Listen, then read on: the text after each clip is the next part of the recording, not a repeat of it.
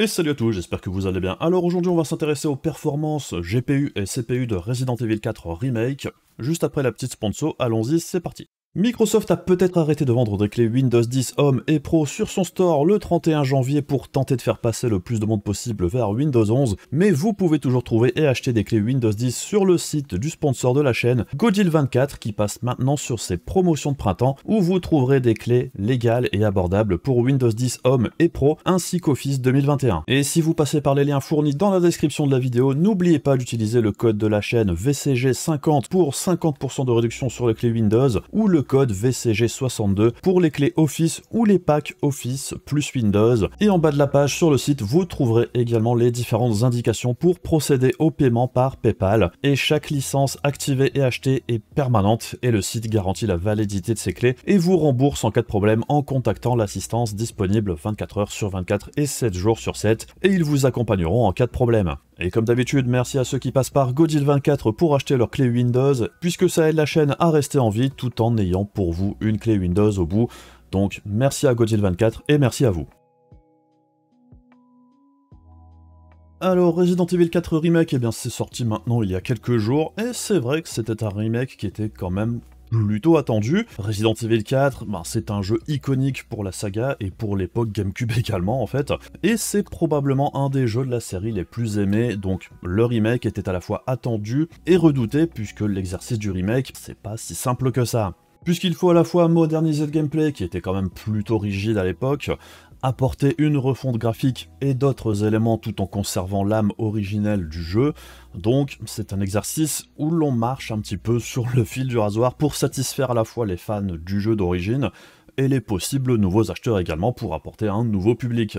Et c'est vrai que Capcom n'est pas spécialement à son premier essai, puisque ces dernières années on avait eu le droit au remake de Resident Evil 2 et Resident Evil 3, et ils étaient plutôt sympas dans l'ensemble, même si le remake de Resident Evil 3 a un petit peu divisé, principalement pour avoir cuté quelques parties importantes du jeu de base malgré tout.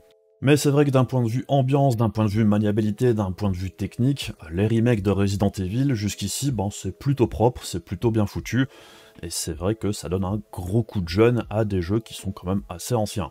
Et de ce que j'ai pu entendre dire et voir sur ce Resident Evil 4 Remake, c'est qu'en dehors de polémiques un petit peu étranges, comme la culotte gate et ce genre de trucs, le remake semble plutôt apprécié dans l'ensemble et c'est tant mieux. Mais bon, le jeu en lui-même, même si j'y ai déjà passé pas mal d'heures, j'y ai pas vraiment joué entre guillemets, donc on va passer le jugement sur le jeu lui-même. Ce qui nous intéresse sur la chaîne de toute façon, c'est plus la technique et les performances du jeu sur PC. Et la première bonne ou mauvaise nouvelle au choix, c'est que c'est un jeu cross-gen. Et même si les jeux cross-gen à l'heure actuelle sont plus orientés console de nouvelle génération que les PS4 ou les Xbox One, eh bien le jeu doit quand même tourner de manière plutôt convenable sur les vieilles consoles, sous peine d'avoir quand même pas mal de problèmes d'un point de vue critique. Et du coup, comme c'est un jeu cross-gen, ça veut probablement dire aussi que le jeu devrait pouvoir tourner sur des configurations plutôt modestes sur PC, tout du moins on l'espère. Donc le jeu est basé sur le RE Engine de Capcom qui sert maintenant depuis Resident Evil 7, et c'est intéressant puisque les moteurs maison, c'est quelque chose qui se fait de plus en plus rare, et c'est quand même un petit peu dommage quelque part, parce que ça permet d'avoir autre chose que des jeux basés sur l'Unreal Engine ou Unity, et dans certains cas, comme pour les Resident Evil, je trouve que le moteur de Capcom est vraiment très intéressant, techniquement parlant. Je trouve que le rendu est plutôt joli, et ça n'a vraiment pas à rougir par rapport à d'autres moteurs.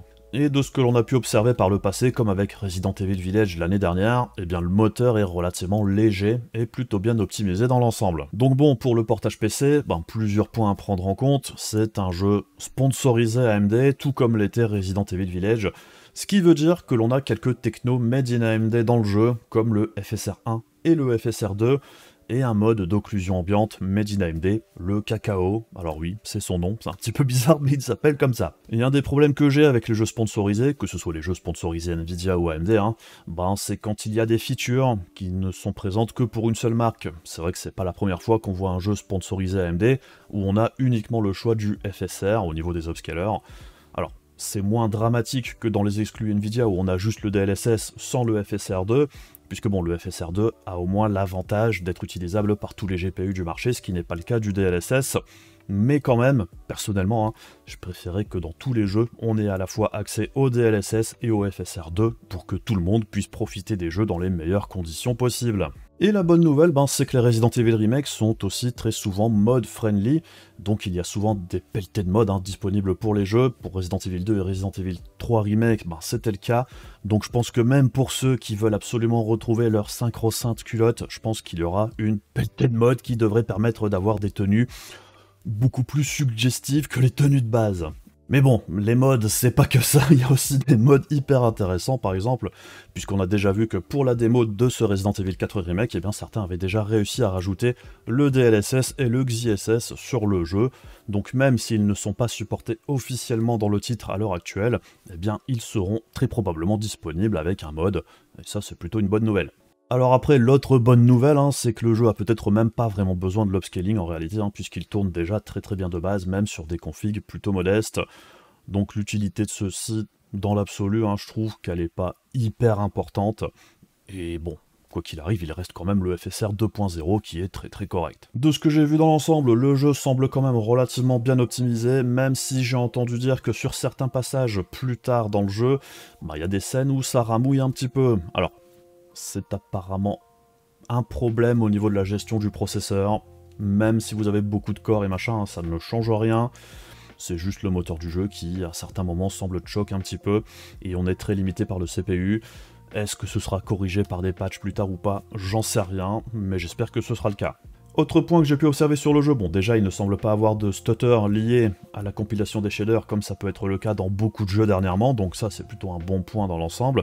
Par contre on a quand même certains stutters à certains moments, principalement quand on change de zone entre guillemets, on a des petits ralentissements et après c'est parti, ça va mieux. Donc dans le comportement c'est un petit peu ce qu'on a pu observer également sur Dead Space, le remake dernièrement, et aussi sur Resident Evil Village à l'époque, on avait aussi ce genre de petit stutter quand on changeait de zone, et les problèmes de Resident Evil Village étaient en partie imputés à Denuvo qui est également présent ici encore une fois pour ce Resident Evil 4 Remake.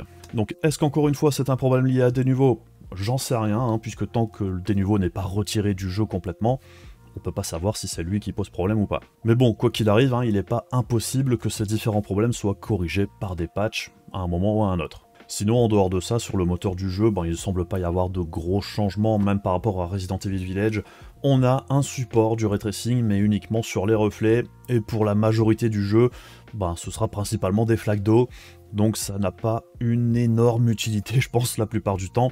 Alors peut-être que dans les parties en intérieur, les reflets sont un petit peu mieux que ce que l'on peut voir en extérieur, mais si c'est comme dans Resident Evil Village, la plupart du temps, le ray tracing dans le jeu était plutôt anecdotique et plus ou moins inutile, je trouve. La plupart du temps, c'était juste mieux de ne pas l'activer, puisqu'en dehors de faire perdre des performances, ça changeait pas grand chose. Surtout que sur ce Resident Evil 4 Remake, le ray tracing sur le jeu pose quand même problème, avec pas mal de GPU, puisque dès que la RAM est saturée, quand le RT est activé, le jeu plante, tout simplement. Donc tous les GPU en dessous des 12 Go de RAM, quand il y a le ray tracing d'activer, il y a de grandes chances que ça plante, que ce soit en 1080p, 1440p ou même en 4K, selon les réglages que vous utilisez, ça peut planter un petit peu à tout moment. Et je pense même qu'en 4K, si vous avez 12 Go de RAM, il doit y avoir moyen que ça plante également selon les scènes. Donc bon, à mon avis, avec 16 Go de RAM, ça doit être plutôt rare que ça plante, mais à mon avis, ça doit pas être totalement impossible pour autant. Alors pour voir un petit peu d'où venait le problème, j'ai testé avec plusieurs GPU pour voir si ça faisait la même chose, que ce soit chez Nvidia ou chez AMD.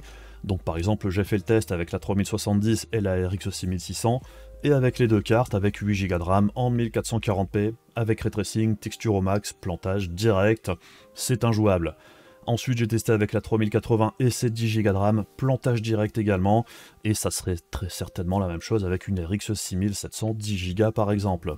J'ai ensuite fait un test avec la 2080 Ti qui a elle 11 Go de RAM et ça semblait passer, ça semblait tenir sur la scène où je fais mes tests, mais c'était un petit peu sur le fil du rasoir, vu les chutes de FPS qu'il y avait assez régulièrement, et avec la 4070 Ti et ses 12 Go de RAM, ça semble passer la plupart du temps. Mais par exemple quand j'avais mis le jeu après en 4K avec la résolution interne du jeu où j'essayais d'augmenter un petit peu, ça plantait direct également. Par contre, c'est un petit peu paradoxal, dès qu'on désactive le ray tracing, plus de problème du tout, même avec la 4070 Ti. J'ai fait un test en 4K en mettant la résolution interne du jeu à 200%. Alors le jeu tourne très mal, puisqu'on est du coup en 8K, mais ça plante pas.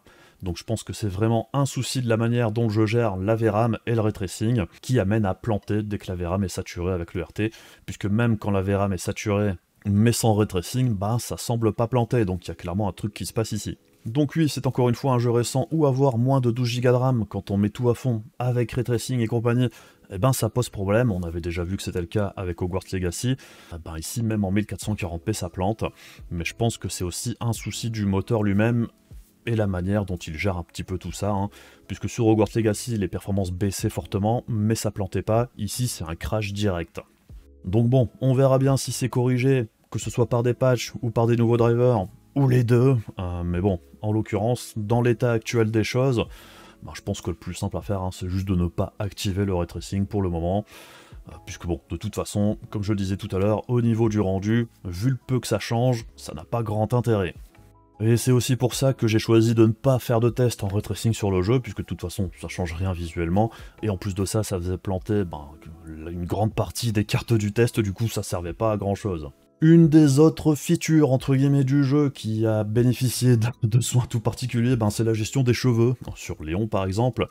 Et ici, même si l'effet est plutôt sympatoche, c'est vrai que l'impact sur les performances de celui-ci est quand même assez élevé, et dans l'absolu, je trouve que c'est pas franchement indispensable.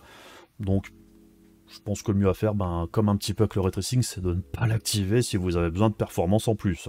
Du coup, j'ai aussi fait un petit graphique où vous pouvez voir l'impact des deux technologies. Alors ici, j'ai fait avec la 4090, puisque du coup, ça plantait pas. Avec le ray tracing et les cheveux, alors on peut voir qu'on perd 20% de performance avec une 4090 en 4K. Et honnêtement, si vous cherchez à gagner en perf assez facilement, ce sont deux options simples à désactiver qui changeront pas grand-chose au rendu final. Mais bref, voyons voir maintenant ce que ça donne au niveau des performances. Pour le test, j'ai utilisé les derniers drivers sortis pour les 3 fabricants de GPU, puisque tous les 3 ont sorti un nouveau driver il y a quelques jours. On a aujourd'hui 17 cartes graphiques pour le test et 6 processeurs. Et encore une fois, comme le jeu est protégé entre guillemets par des niveaux, j'ai eu le droit à un blocage de 24 heures en changeant trop souvent de processeur, un petit peu comme j'avais eu avec Hogwarts Legacy. J'adore des nouveaux, c'est toujours un plaisir. La scène pour le test CPU et GPU, c'est la même, on a une boucle de 100 secondes relativement tôt dans le jeu, une fois que j'avais vidé 2 parties du village, des ennemis, ce qui me permet d'avoir quelque chose de facilement répétable. Pour les réglages du jeu, c'est le mode élevé dans les options, ou priorité sur les graphismes, je sais pas comment ils ont appelé ça en français, avec les textures au maximum, donc pas d'ultra et pas de ray tracing. Vu tous les problèmes avec le ray tracing à l'heure actuelle, je voyais pas trop l'intérêt. Pour le test GPU, j'ai fait les tests du coup en 1080p, 1440p, 3440 par 1440 et en 4K. Et pour les processeurs, j'ai fait 1080p, 1440p et 4K, donc bref, allons-y. Alors, en 1080p, déjà ce qu'on peut observer, c'est que comme bien souvent, le driver overhead, donc le poids des drivers sur les GPU d'NVIDIA, c'est plus élevé que sur les cartes d'AMD, ce qui permet à la 7900 XTX d'arriver première en 1080p d'une courte tête devant la 4090. On retrouve derrière la 4080 qui est vraiment très proche ici de la 4090. On voit la 4070 Ti qui est très légèrement derrière, même si au niveau des 1% par rapport à la 4080, en réalité, on est quasiment au même niveau. Par contre, on voit que juste en dessous, on a la 6800 XT, et c'est un petit peu pareil que pour la 7900 XTX, le poids des drivers est un petit peu moindre ici, ce qui lui permet d'être quand même un petit cran au-dessus de la 3080 sur ce jeu-là en 1080p. On retrouve juste en dessous la 3070 et la 2080 Ti, qui sont vraiment quasiment au même niveau de performance ici, sans trop de grandes surprises.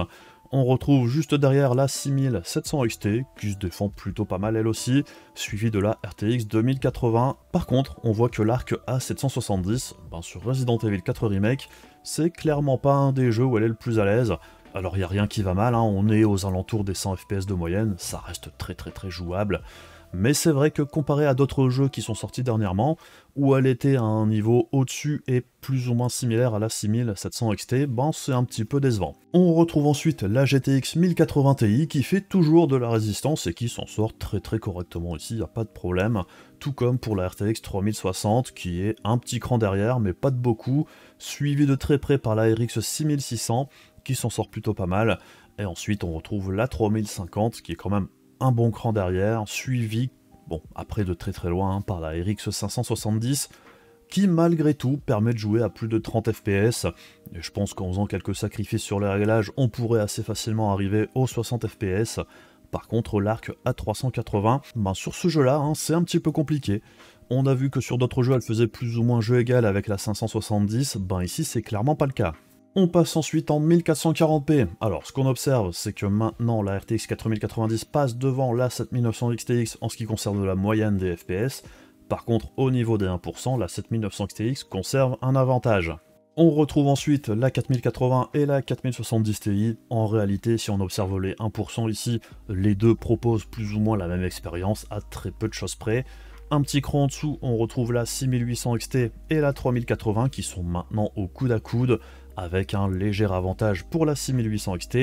On arrive ensuite avec la 2080 Ti et la 3070, et là on observe que la 2080 Ti, petit à petit, commence à un petit peu passer au-dessus de la 3070 sur ce jeu-là. Et là c'est pareil, on voit que maintenant la 6700 XT rattrape également la 3070, ce qui est assez surprenant, puisqu'en 1080p l'écart était un petit peu plus marqué. Est-ce que c'est une histoire de VRAM ici, puisque la 6700 XT a 12 Go, là où la 3070 n'en a que 8? C'est pas impossible. Par contre, on voit qu'en dessous, on a l'arc A770, qui certes, au niveau de la moyenne, a un nombre de FPS plutôt correct. Par contre, c'est sur les 1% que ça pêche, puisqu'on voit que juste en dessous, on a la 2080 qui fait un petit peu mieux. Et en réalité, à l'usage, eh bien, la 770 ici ne fera pas vraiment mieux que la GTX 1080 Ti. On retrouve ensuite la RTX 3060 et la RX 6600. On tourne toujours au-dessus des 50 FPS, c'est très correct dans l'ensemble. On retrouve derrière la 3050 et enfin les deux plus petites cartes, la 570 et la 390 Intel. Et on voit encore une fois que la RX 570 est clairement plus à l'aise. On arrive presque à maintenir un 30 FPS constant, mais on n'y est pas. On passe ensuite sur le 3440 par 1440, et là très clairement la 4090 passe maintenant de manière franche devant la 7900 XTX, qui reste quand même à un niveau de performance tout à fait honorable, puisqu'on est au-dessus des 144 FPS, tout comme la RTX 4080 qui est plus ou moins au même niveau de perf, avec en dessous la RTX 4070 Ti qui maintenant commence à descendre un petit peu au niveau de performance par rapport à la 4080. Et comme bien souvent, juste en dessous, on retrouve la 6800 XT et la 3080 qui sont vraiment au coude à coude, comme bien souvent, avec un léger avantage sur ce jeu pour la 6800 XT. On voit maintenant que la 2080 Ti a un avantage certain sur la 3070 et la 6700 XT qui sont elles plus ou moins au même niveau de performance. On retrouve derrière l'arc A770 qui se maintient mieux dans cette résolution que la RTX 2080. On voit que la GTX 1080 Ti s'en sort toujours de manière très correcte. On passe ensuite avec la 3060 et la RX 6600 qui sont toutes les deux aux alentours des 40 FPS. On a ensuite la RTX 3050 qui se maintient difficilement aux alentours des 30. Et pour clôturer le tableau ici, la 570 et la 380, c'est quasiment injouable pour les deux.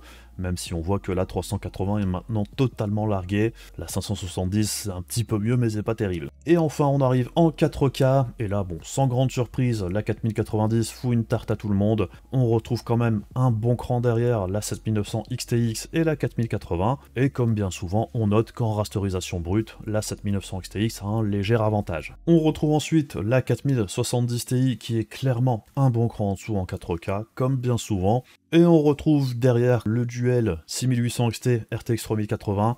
On voit qu'ici, pour une fois, la 6800 XT arrive à se maintenir au même niveau de performance que la 3080 en 4K, ce qui est assez rare, puisque d'habitude, dans la plupart des jeux, la 3080 en 4K a un léger avantage sur la 6800 XT. Sur ce titre, pour le moment, c'est pas le cas. Et on passe maintenant sur les cartes qui ont moins de 60 FPS constants, et on arrive avec la première carte ici, c'est la 2080 Ti, qui se maintient pas trop mal, et elle est clairement un petit cran au-dessus de la 3070, même si ça reste très proche dans l'ensemble. Par contre, c'est intéressant de noter la 6700 XT et la 1080 Ti, eh bien on voit que ces deux cartes-là se maintiennent plutôt pas mal au niveau des 1% particulièrement. Est-ce que c'est une histoire de VRAM? C'est pas totalement impossible, mais c'est vrai que la bonne vieille 1080 Ti ici s'en sort vraiment plutôt pas mal. Un petit peu plus décevant par contre, c'est la 770 qui est clairement au niveau des 1% ici et pas hyper à l'aise, et on est à un niveau de performance relativement similaire à la RTX 2080. On retrouve ensuite la RTX 3060 qui dans l'absolu s'en sort pas si mal que ça, peut-être également grâce à ses 12 Go de RAM. C'est vrai qu'ici c'est plutôt pas mal pour elle. On retrouve quand même un bon cran derrière, la RTX 3050, la 6600, la RX 570, et enfin l'arc A380, où là on est en dessous des 30 FPS constants, c'est pas vraiment jouable ou agréable. Et enfin on arrive au processeur. Alors, plusieurs choses à noter, c'est déjà que le 5800 X3D et l'i5 13600K sont plus ou moins au même niveau de performance. Alors certes, le 5800 X3D a un léger avantage sur la moyenne des FPS en 1080p et en 1440p. Par contre, sur les 1%, on est au même niveau de performance, donc en réalité, c'est quasiment la même chose. En troisième position, on retrouve le Ryzen 7600, et celui-ci se débrouille pas si mal que ça dans l'absolu, vu le tarif auquel il est proposé à l'heure actuelle, c'est pas si mal que ça dans l'ensemble. Et juste derrière lui, on retrouve l'i5 12600K qui s'en sort encore de manière tout à fait correcte. Ensuite, on a le match nul, comme bien souvent, entre le Ryzen 5600 et l'i3 13100 d'Intel, qui s'en sortent tout à fait honorablement, même si ici, très clairement, par rapport aux processeurs plus puissants, on est très clairement en train de bottleneck la 4090, mais ça c'est particulièrement en 1080p et en 1440p, tout comme le Ryzen 3600 qui arrive en dernier ici sans grande surprise. Mais c'est vrai qu'au niveau du bottleneck, c'est particulièrement en 1080p et en 1440p, puisque si on regarde les processeurs en 4K, au final, tout ça c'est plutôt proche, il n'y a pas de différence absolument énorme, en dehors du Ryzen 3600 qui pêche un petit peu ici, puisqu'il arrive à bottleneck la 4090 même en 4K. Mais bon, dans l'ensemble, tous les processeurs ici sont capables de sortir plus de 100 FPS, c'est largement jouable sur ce jeu, il n'y a rien qui va mal, mais c'est sûr que pour pouvoir viser les 144 FPS et plus constants, il faudra très certainement prendre un processeur un petit peu plus costaud qu'un Ryzen 3600 avec un très gros GPU sans grande surprise. Donc dans l'ensemble, ce Resident Evil 4 Remake, ça fait plutôt plaisir de voir ici, encore une fois, un jeu qui tourne plutôt pas mal dans l'ensemble. Et c'est vrai que même sur des GPU plutôt modestes, même sur des configs pas hyper puissantes, je pense qu'il y a clairement moyen de le faire tourner, et que le jeu soit vraiment très joli dans l'ensemble, puisque bon, techniquement parlant, c'est peut-être pas le jeu le plus abouti, mais c'est vrai qu'au niveau de l'ambiance, et même au niveau de sa technique, je trouve que le jeu est vraiment très très propre. L'ambiance est là, et pour moi c'est le principal plus que la technique pure. Et même lors du test, on a vu que la RX 570, je pense qu'en 1080p, il y a moyen d'en sortir 60 FPS, ce qui est plutôt correct pour une petite carte comme elle, vu son âge, c'est plutôt honorable. Petite déception pour moi par contre du côté des GPU Intel, puisqu'on avait vu sur Hogwarts Legacy et Atomic Heart que la 770 arrivait souvent à faire plus ou moins jeu égal avec la 6700 XT. Bon, sur ce Resident Evil 4 Remake, c'est clairement un cran en dessous. Alors il n'y a rien de dramatique non plus, ça reste tout à fait jouable dans l'ensemble, les performances sont même plutôt correctes, même si les GPU Arc, je trouvais qu'au niveau des stutters qui sont présents dans le jeu, c'était un petit peu plus présent avec les GPU d'Intel qu'avec les GPU des deux concurrents, donc j'espère que ce sera amélioré du côté des drivers, particulièrement pour la 380 qui semble quand même un petit peu à la peine ici, et on a déjà vu que dans d'autres jeux ils s'en sortaient quand même beaucoup mieux aussi. Et en parlant de RX 570, alors on a pu voir qu'au niveau des performances, c'était pas trop mal en 1080p, pour son âge, c'est plutôt correct. Par contre, il y avait un petit souci au niveau du SSAO de base du jeu, qui était buggé sur la carte. Donc on peut juste soit le désactiver, ou utiliser le cacao d'AMD pour avoir un rendu normal. Mais c'est vrai que le SSAO, si vous l'utilisez, c'est un petit peu corrompu, c'est vraiment très très sombre dans le jeu, et c'est pas le rendu normal. Donc en dehors de ces petits problèmes entre guillemets et du souci de VRAM avec le ray tracing, en dehors de ça, le jeu tourne vraiment très très bien, et c'est tant mieux. C'est un petit peu comme pour Atomic Heart, je suis plutôt content d'avoir ici encore une fois un jeu qui tourne plutôt bien dans l'ensemble. C'est pas parfait, il y a quelques petits problèmes à régler à droite à gauche, mais dans l'ensemble, c'est beaucoup mieux que certains autres gros titres qui sont sortis ces derniers temps. Et j'espère que cette série de jeux plutôt pas mal opti sur PC dernièrement, que ça continuera avec The Last of Us Part 1 qui sort sur PC dans quelques jours, puisque c'est également le premier portage fait en interne par Naughty Dog sur PC, puisque d'habitude c'est des studios externes chez Sony qui font les portages PC, comme le portage d'Uncharted 4 il n'y a pas si longtemps que ça, il était plutôt propre dans l'ensemble, j'espère que pour The Last of Us ce sera correct aussi. Sinon, comme d'habitude, si la vidéo vous a intéressé, n'hésitez pas à faire les trucs pénibles de YouTube pour soutenir la chaîne, puisque bon, ce type de vidéo, ça demande pas mal de taf en très peu de temps, donc merci à vous pour votre soutien, et comme d'habitude, on se retrouve très prochainement pour d'autres vidéos, des bisous à la prochaine, salut!